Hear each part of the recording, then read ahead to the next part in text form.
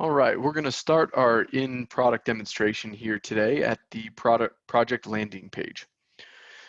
So we're going to spend a lot of time today talking about installation progress tracking workflows. So there's a few different ways you can do that with Assemble. And the first way I'm going to show you is sort of a manual input, manual entry way. So the first thing we want to do is we want to start to create Assemble properties that we can use as status tracking fields. So I'm going to go up here to Edit Project, and from Edit Project, I want to manage Assemble properties. I'm going to add a new Assemble property for the first workflow that I'm going to show you is concrete. So we're going to do a work in place tracking for concrete. So many of your projects will already have a status or an installation status Assemble property set up.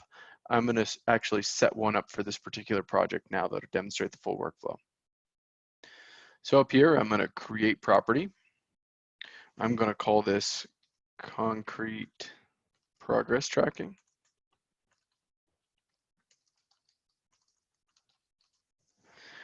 And I want to leave this field as text.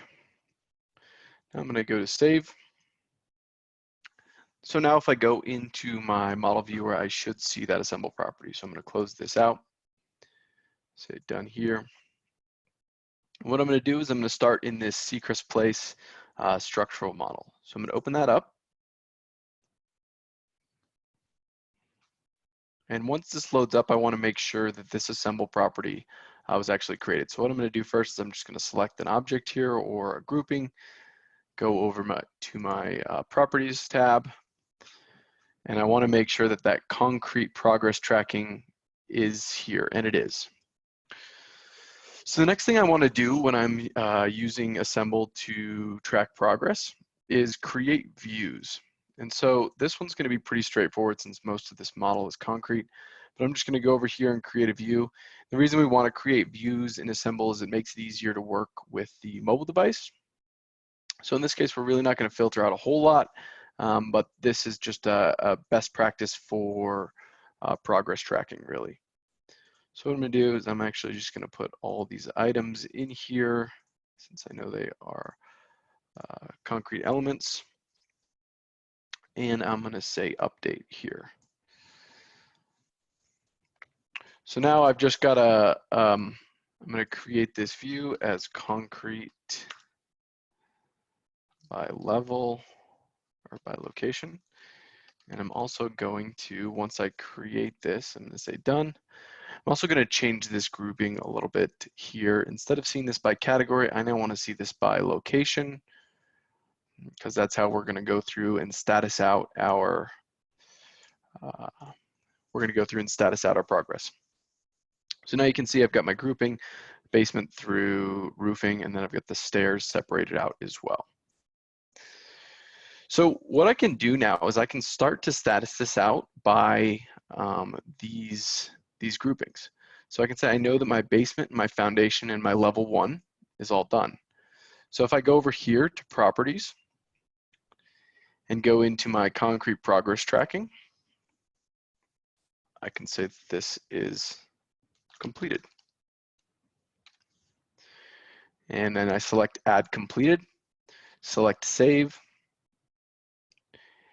And now that property has been updated for the basement, foundation, and level 1. Then maybe I can say we're in progress on level 2. So I'm going to select level 2 here. Let me get rid of the rest of these and select level 2. And for level 2, I'm going to say that we are in progress. Again, add in progress and say save. Maybe my stairs are also in progress. That would make sense here a little bit. So what I'm going to do is say that as well. So I'm going to go into here and say in progress as well. Select in progress. Since it's already a value I've entered, I don't have to add it. I'm going to say save. And then the rest of my model here, I'm going to say is not yet started.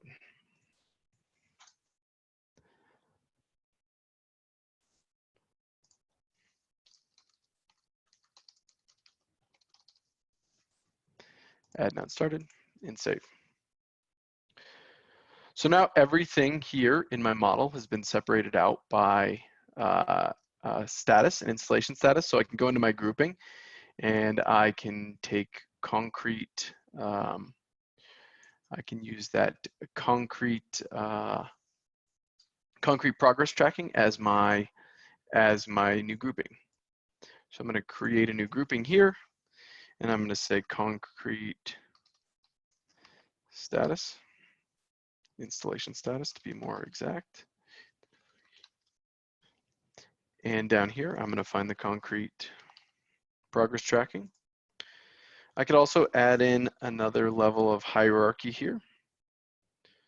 So maybe I will say I also want to put level in, or actually location, since that was what we were using there. So location, and then I create that. So now once I've created this, I can see my inventory is now grouped by completed, in progress, and not started. I can also come over here into my 3D viewer and I can color by properties, which we've gone over in previous trainings, but as a demonstration here, I'll go through and I'm going to color objects by values of the property. And instead of doing category name, I am going to do this by concrete installation status or concrete progress tracking. One thing I really like with concrete here is I can come in and change these colors. For example, here I know that my basement, my foundation, my level 1 is all installed.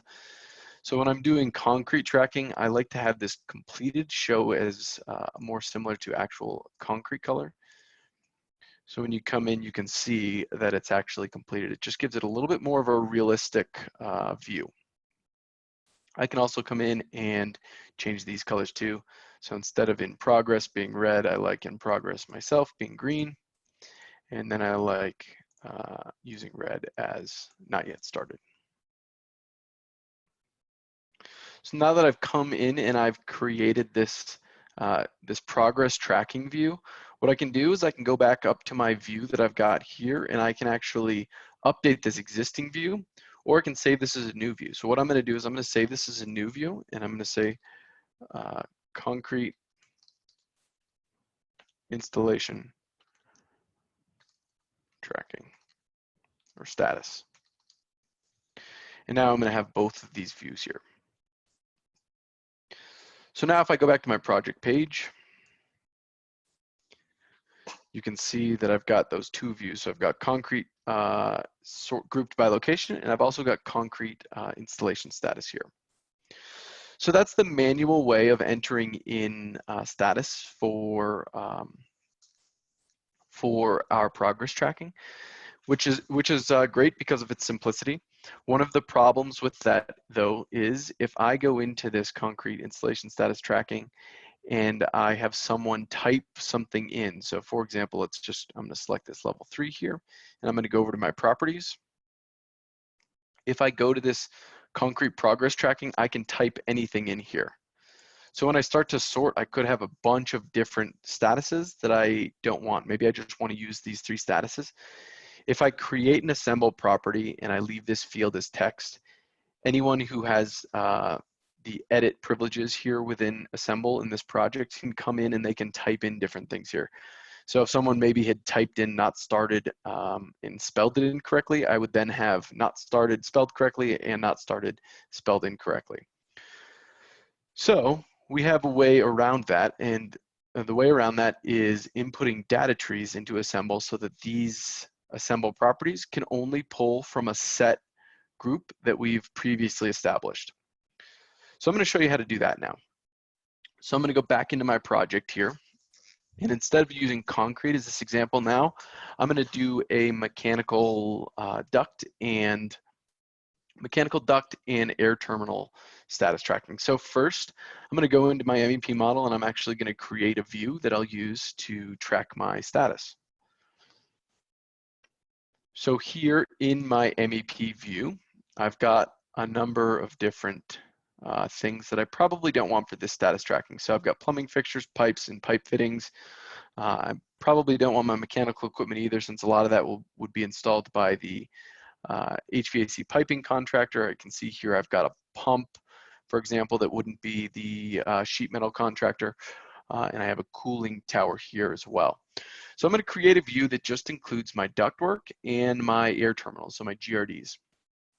So if I go over here into my model tree, go into the visibility settings, I am going to create a rule that says I only want to see category name, anything that includes duct. So again, I can go through and I can select these individually, or I can come in here and I can say contains duct and select that. For the purposes of this one, I'm going to use all of these individual ones. So I'm just going to select those really quickly. And then plumbing fixtures, pipes, pipe fittings, and mechanical equipment I'm going to leave out, but I am going to include my air terminals or my GRDs. So now that I've set this up, I want to get rid of some of this piping and all the mechanical equipment here. So I'm just going to say update now that I've created this rule. And now my inventory has been updated, as well as my 3D viewer has been updated here. All right. So now that I've created this view, I'm going to save this view, and I am going to save it as, let's see here, installation, progress, duct, and GRDs. Maybe I'll put these first actually, just to make it a little clearer here. Duct and GRD installation progress. All right. So now I've saved that view. So if I go in here and I select an item, I'm not yet going to see that installation tracking that I want to use. So I just want to point this out real quick. That's not yet there. We can see that concrete progress tracking. Of course, we're in a mechanical view. So what I want to do is I want to create a assemble property similar to this concrete progress tracking, but I want to create it for MEP. So I'm going to go back to my Seacrest Place here, and again into my edit project.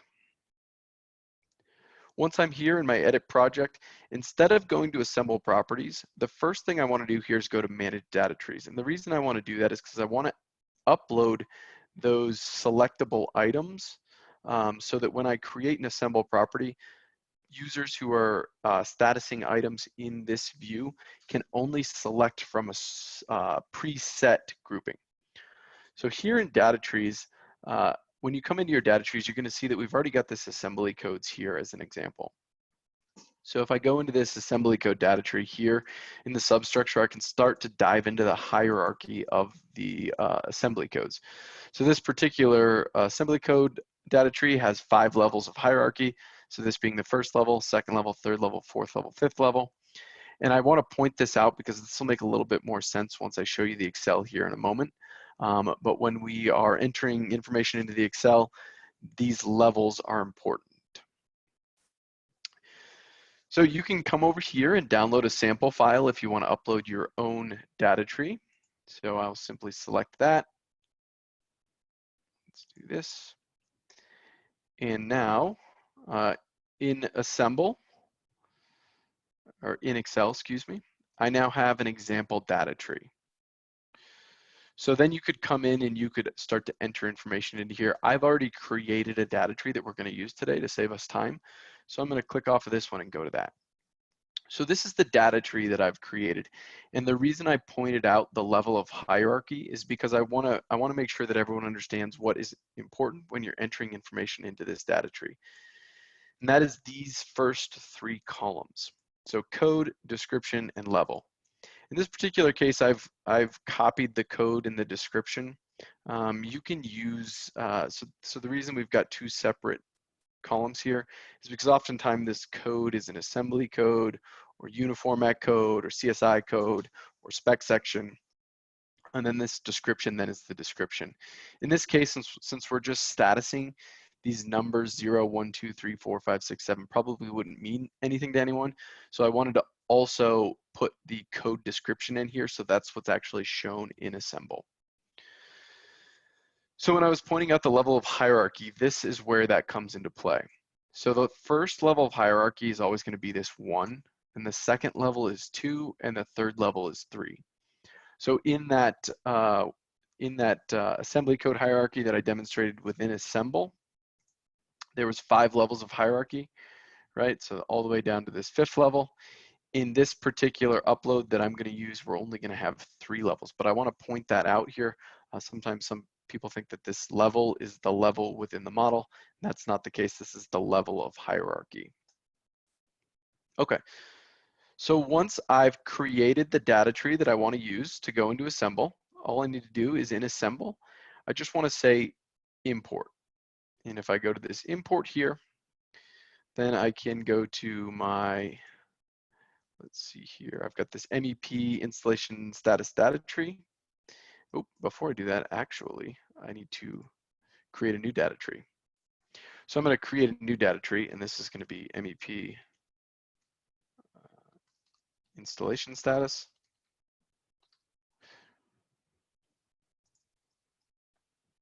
And now I want to import. So go back to import,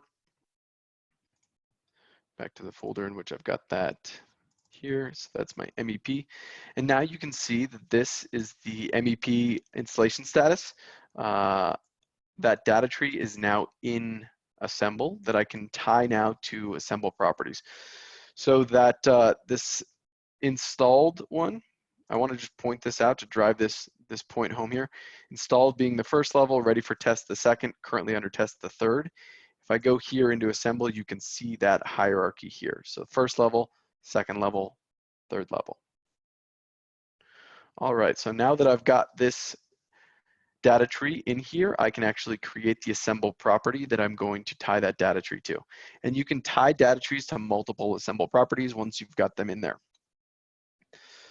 So now I'm going to go to manage assemble.properties here, go into it. And again, I can import my Assemble properties from another project if I'd like, or I can create a new property, which I'm going to do here. So in this case, I'm going to say duct installation.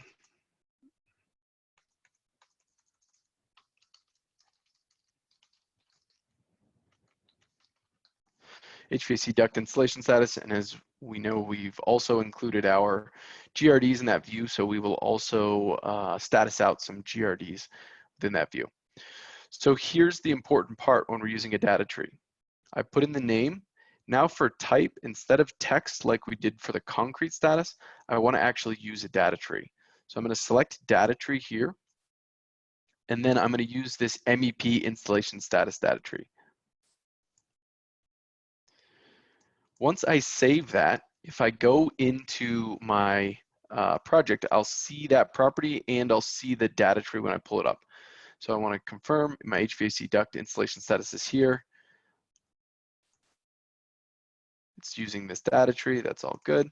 So I'm going to save that, close this, and I'm going to go back into my view that I've created for duct and GRD installation progress.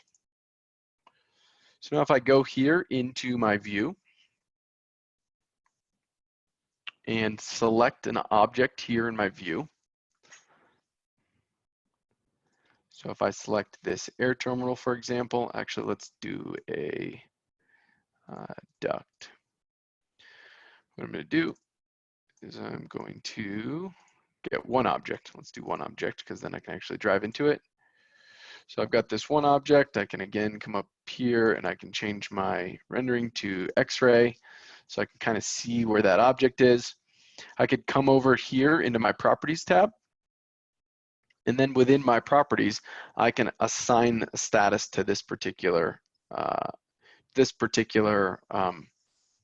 piece of duct, right? So now I've got my HVAC duct installation status. If I go in here and just click into this field, it's going to bring up the data tree here. So then I can go into any of these and I can assign that out. Now with ductwork, like most of the rest of the project, this is going to progress level by level. So one good way to group all this information before I start to work in mobile is to make sure that in this view, I'm looking at this information not in category, but by location. So I'm going to go into my inventory here, and I'm going to update this view here by doing this inventory grouping by level or location, excuse me. And I think I just created a location. Let's see here. Let's do location, see what that gives me. Looks like I've got my location by category, which actually works well for me.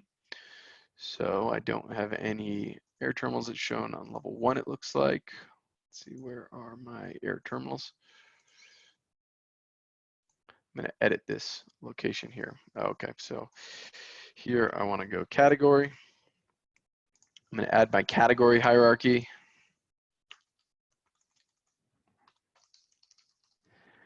And I'm going to change the name so that we know what we're looking at when we select the group by dropdown. All right.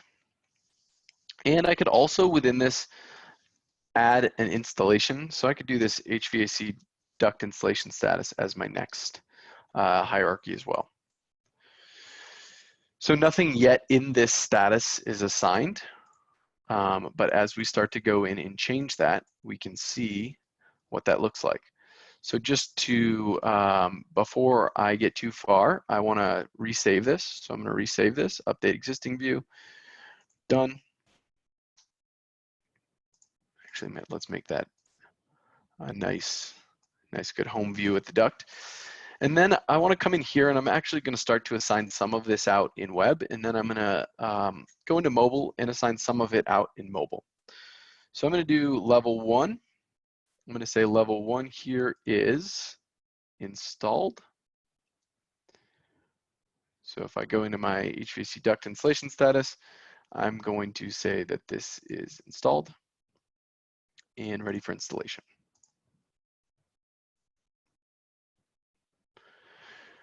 I'm going to say that level 2 here, oops, let's save that.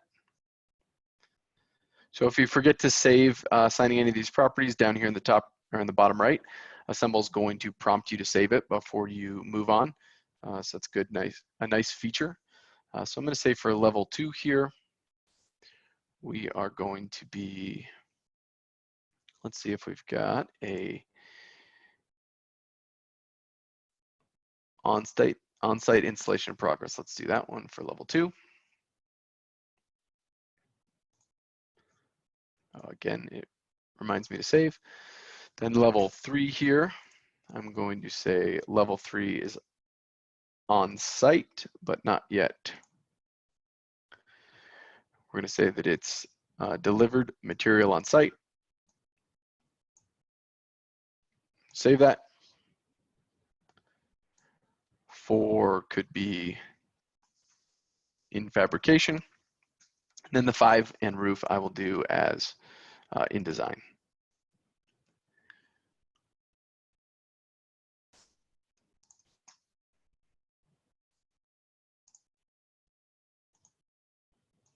Let's do level 5 and the roof. And I'm going to skip over not assigned right now just in the interest of time. But I'm going to assign out level 5 and the roof to in design, or maybe designed waiting for field approval. Let's do that. All right, so now just like I did with the concrete, I can come in here and I can view this information colored by level, right? So I can say, if I come in here, I want to see this by HVAC duct installation status. Where was that? There we go. Let's do that. And then we can kind of see that in a different light here. So it looks like my not assigned is some of my big supply ductwork. So I'm actually going to say that that is, I'm going to select that and I'm going to assign this as well, just as a grouping. It looks like it's some of our shaft ductwork. And we're going to say that this is on-site installation in progress. All right, so now everything here in my model is assigned to an installation status. So I'm going to X this out. Now if I want to save this view, so I'm going to update this view so that it's colored by these properties, so that when I go into mobile, I can actually see in mobile this same status. So I'm going to say update existing view and done. And now what I'm going to do is I'm going to show my mobile screen and go into this particular view, and we're going to sync it, and then we're going to start to assign statuses to this work in that view. So just one moment as I share my screen here.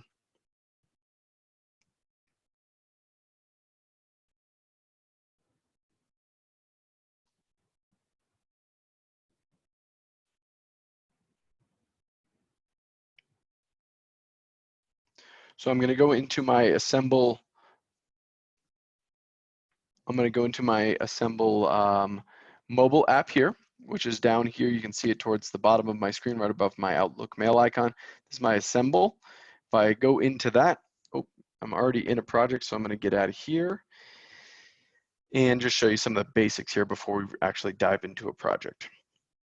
So the first things first, here in Assemble, up at the top left, I've got this sign out, so I could always sign out. If I go over here to these three dots and select them, I can work offline. I can also sync. I can sort these projects, and then I can find out about the version that I'm running. So I'm going to sync this just to sync the views that I've got. Oh, so one of these syncs failed, and that's because I actually deleted a view earlier. So that's why that sync failed there. So I'm going to close that.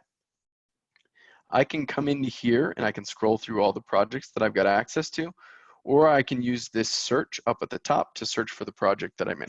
So what I'm going to do is I'm going to search for the Seacrest project that we're working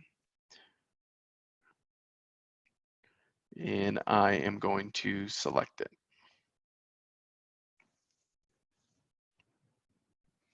So once I'm here in my view, or in my project, you can see all the views that have been created.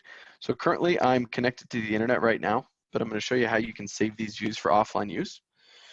So for example, since we just created this concrete installation status and duct and GRD installation progress, I want to save both of these views here. The way I do that is I long touch both of these, and I just say make available offline. So instead of just tapping, I just put my finger on it and hold, and then say make available offline. And now this information, all the information in these two views will be available on my mobile device in the field, so that I can go in and I can actually start to assign statuses in the field. I can also actually just have a great way of accessing the model while I'm in the field, and have a lot of really rich, valuable information in my mobile device, or via my mobile device when I'm in the field. So before I go into the project, I just want to point out up here at the top right, it's basically the same stuff. Here you can work offline, you can sync, you can also see the models. If you go into team, you can see all the teammates on this particular project, and then you can sort your views. So I'm going to go here into this duct and GRD installation progress view, and we're going to work a little bit more with this. So you can, before I dive into this, I do want to point out that you can use models in mobile. It just takes up a little bit of energy on your iPad or whatever mobile device you're using. So oftentimes views can be a little bit better of a thing to use. So I don't know why that didn't load. So let me load into this and see. Let's see here. What is going on with this? Let me click into this. I should be seeing my model. So sometimes when you're having an issue with your mobile device, you just have to force close it, restart it. That's what I've done in this case here to get this working again. So I'm going to go into my duct and GRD installation progress view here, and now my model actually comes in. So like with a lot of cloud-based tools, oftentimes just a force close will resolve your issue. So here in the viewer here in the mobile device, I can see basically the same exact view that I saw via web. Right, so my entire model is colored by property of installation status.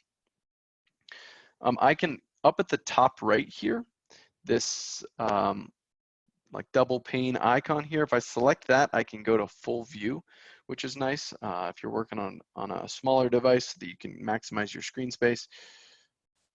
I can also get rid of that. Over here on the top right, I've got my settings. So if I go into my settings, I can change some of the way that I view this information. I can also change the measurement, and then I can change the background color and some of the information there. A nice pro tip here in this viewer settings, right next to this viewer settings, is this tips icon. So if you go to this tips, it's some great ideas for working in Assemble here. So this can be a great resource for mobile users. So that's always right here in your settings, right next to viewer settings in tips here. All right, so I'm going to close that out. Next here, looking at my 3D view, I can come into this info here and I can make a view offline. I can also see a little bit of information related to this particular view. I can also come into these 3 dots here and I can expand or collapse my inventory on the left. I can use the multi-select tool, the timeline, or the search scan. So for this particular example, I'm going to expand collapse, and I want to collapse this down to, since this is my view, I'm going to do this to item type.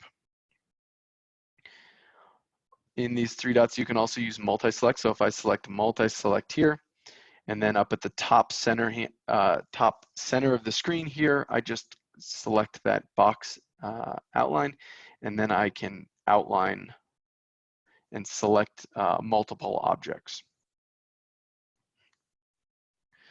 I'm going to reset that here in the inventory and go back to my inventory.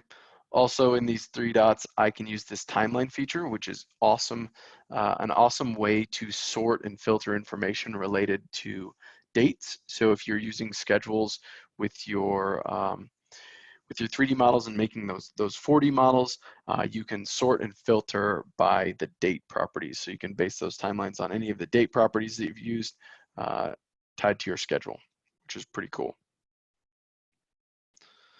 All right. And the last thing in this 3 dots is search scan, which I'm not going to do right now, but I will come back to that in a moment. Assemble's got an awesome feature to use barcodes to identify items, identify objects within the model. Okay, so what I'm going to do here is I'm actually going to go into one of my, so we were doing our in progress, I believe was level 2. So let me, I'm going to collapse this down a little bit. I'm going to collapse this down to location, go into my level 2 here. And if I select that level 2, you can see everything here is selected individually. If I go into the 3 dots here, I can hide others, which is pretty nice. So I can see where that exists within the model, but it's only just level 2 that's shown, which is pretty cool. Also, I should have pointed this out earlier, but just basic navigation, you can pinch to zoom, or you can, using one finger, rotate around. But the navigation within mobile is pretty intuitive. Not trying to make anyone sick, I promise. I'm just trying to show how you can get around the model a little bit. Okay, so also in those 3 dots here, I can zoom to whatever I'm highlighted to, similar to our zoom extends function in web. I can isolate only the things that I'm looking at. In that case, I would not see any of the other components in this model grayed out. It would just show what's shown here. And then I can also use this expand to expand out and see everything here that's within this level 2 location structure, right? All right, so what I'm going to do is I'm going to select this piece of duct here. Pardon me, let me go back to that. I'm going to collapse down to location, go back into level 2.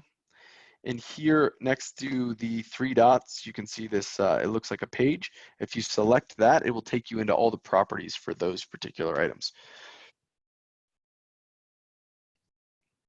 So if I come into these properties, I can see all the properties that have been assigned. So in our previous training last week, we assigned this all to the HVAC duct bid package. I can also scroll down and see that this installation status that we assigned in web just a few minutes ago is shown here. So HVAC duct installation status, it's on site and in progress.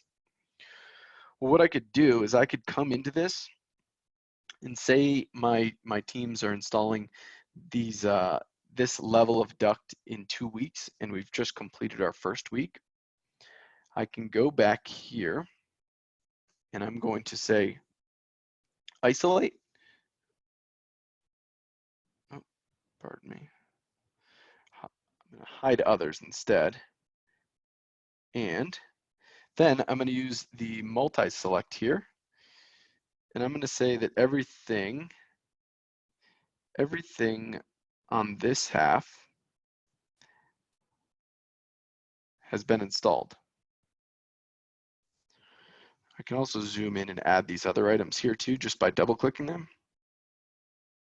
Add to multi-selection, add to multi-selection, add to multi-selection. Let me just get these ones added here. So this whole side is, and obviously I'm seeing each of the individual objects. So let me just get that last couple pieces there. Add to multi-section, and then this shaft duct I'm going to say is also. So now I've got this 105 selected. If I go up to that and go to the properties, I can change this status now to not installed or installation in progress. I can say that this is installed. And so if I go to installed, I can say it's installed and ready for test or installed ready for installation. I'm going to say installed ready for installation. Oops.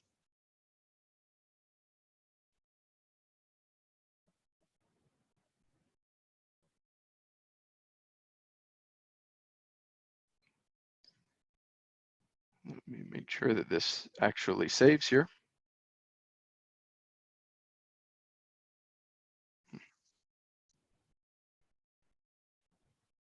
Let me do this with just one item because it doesn't seem to be working with most of them. Oh, it did. There it is. So it worked there. So HVAC duct installation status now, that's ready for installation. If I go back here and go back to my inventory, I can unhide everything else. And you can see what I just changed there. It's a little difficult to see, but you can see that that plan east side of the ductwork there, that red stuff has now been changed to installed and ready for installation. So one of the other really cool features here within Assemble, if I go into one of these items here, I'm going to select a GRD here. And I'm just going to double click this, oops, not that duct, double click this GRD here. What I'm going to do is I'm going to hide others. So I'm just looking at this GRD. And what I want to do is go into the properties for this GRD and I want to assign it a barcode. Now you can use these barcodes a couple different ways. You can assign barcodes using data trees or using the Excel import or export. For the purposes of this training, I'm just going to show you how you can do it here quickly in the field, and then you can search by those barcodes. So if I go down, I have created an assemble property that's equipment ID. If I select that assemble property here, I can see this scan value from barcode. I'm going to select that. And if I put this barcode in front of my camera, it's automatically going to take that barcode, input the number from that barcode, and then if I save it, this piece of equipment now has that ID. So this can be super powerful for tracking material or equipment on site.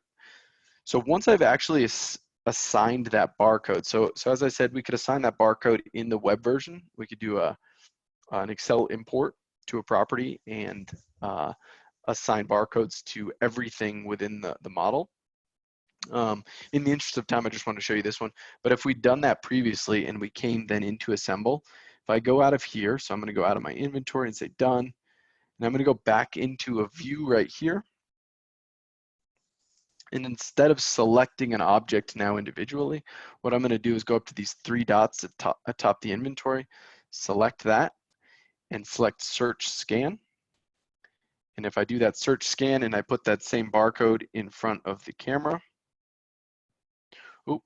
first of all, I want to make sure my property to search is correct. So up here at the top, right now it's searching for source instance ID handle. I want to change that to equipment ID. So now my camera is going to search whatever barcode I give it within the equipment ID property.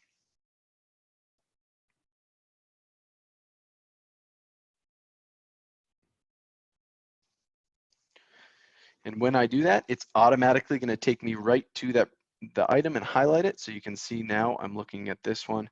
If I hide others, it will drive me right into that particular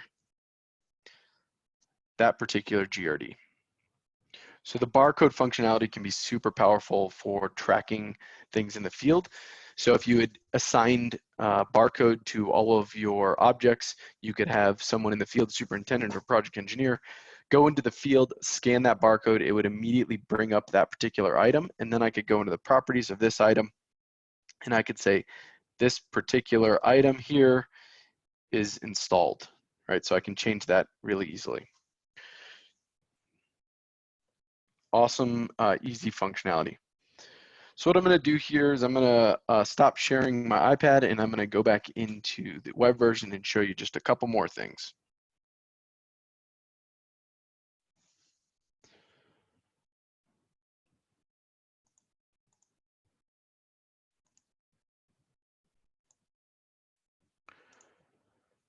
All right, so now that we are back here in the web version, what I want to do is I want to go in here and show you if I update this, if I had synced. So what I'll do is I'll sync my mobile device real quick. It's going to sync all that information that I just put in there. And once that sync is complete here, in this view, we should see this ductwork change. So just to show this a little bit better, what I'm going to do in this particular view so we can see this here is I'm just going to add a rule. So we're only looking at my level 2 ductwork, the ductwork that we just changed. So I'm going to update that.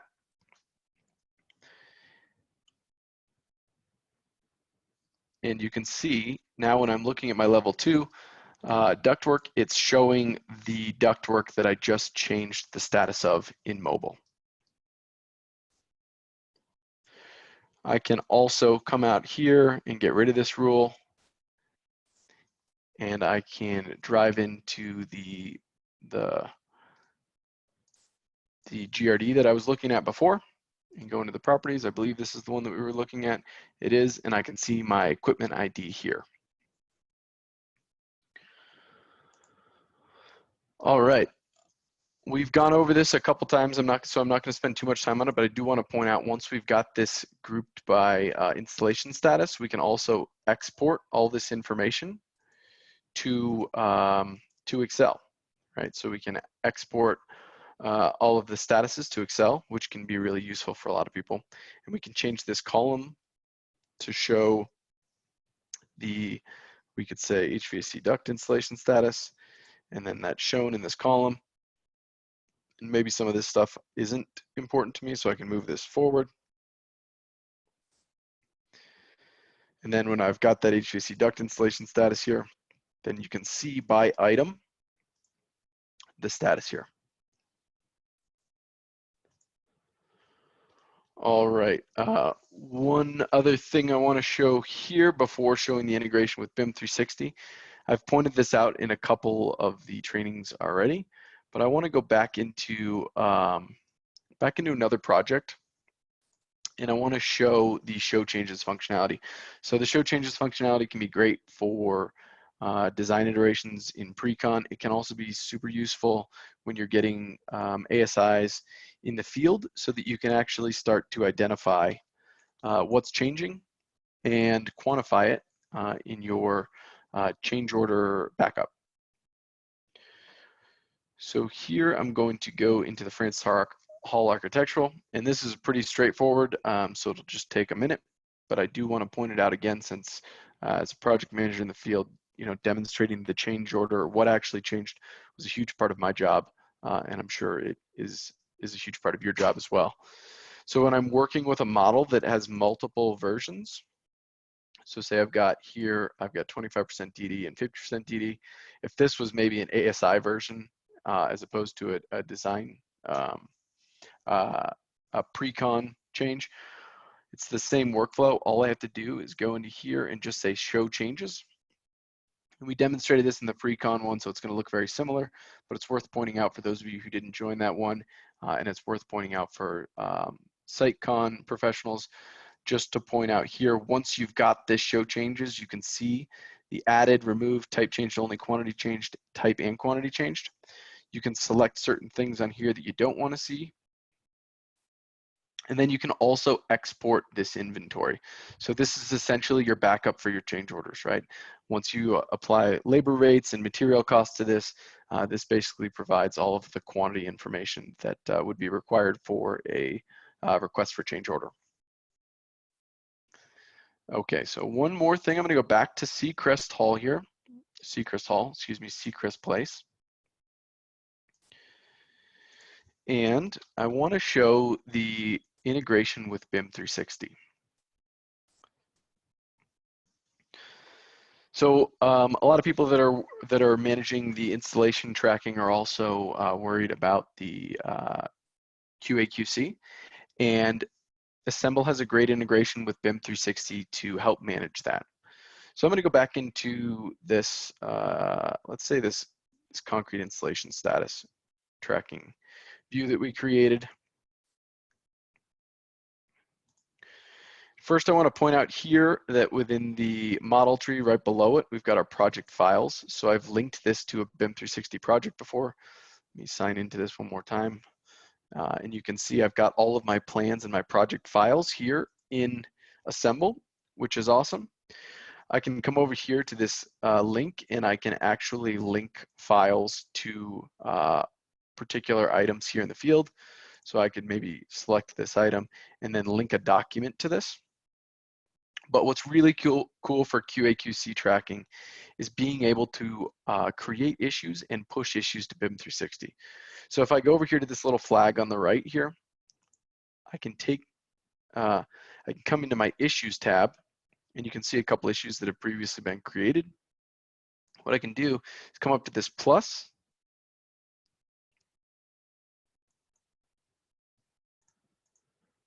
yep, I'm going to just say,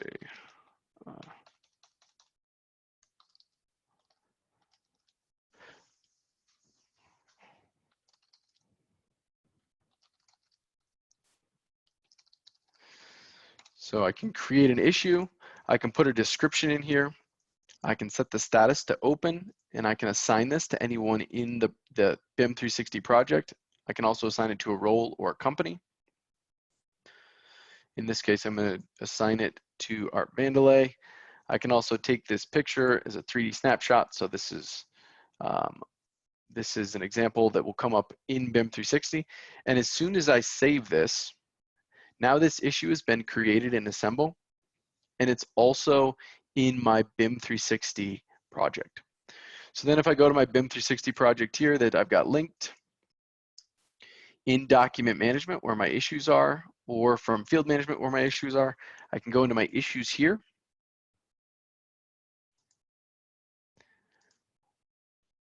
And I can see the issue that I just created is now here in BIM 360. So I can come into the details and add additional information. I can come into attachments and add another attachment. And in activity, I can see everything that's happened from the beginning of time with this issue, which was just a couple minutes ago, but you can see that I created it. You can see that the photo was uploaded from Assemble. And also down here, I've got a link to the exact Assemble view that I was looking at there. Just like BIM 360 issues with everything else, I can also come in here and I can say, I can @ someone so that this will automatically send an email to someone to come look at this. So Paul Stanley, please.